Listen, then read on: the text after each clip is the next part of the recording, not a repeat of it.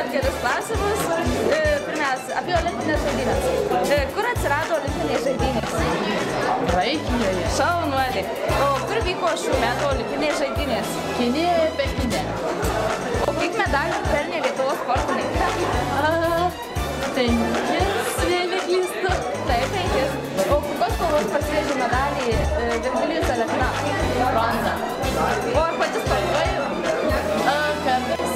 Va, prašom, jums pavyzdys. Kur atsirado olimpinės žaidynės? Graikijoje. Nu va. Kur vyko šių metų olimpinės žaidynės? Prašau. Kur vyko? Šiais metais Pekine. Taip.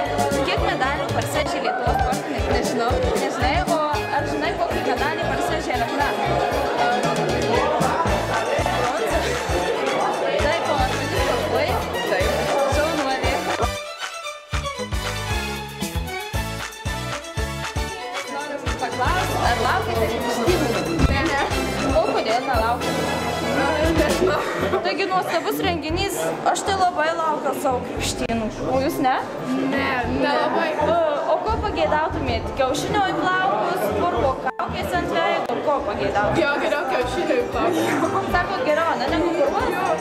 Tai gerai turėsim omeny, kad purvo daug bus. Gerai, ačiū. Krikštynos, įšventinimas. Ar laukiat?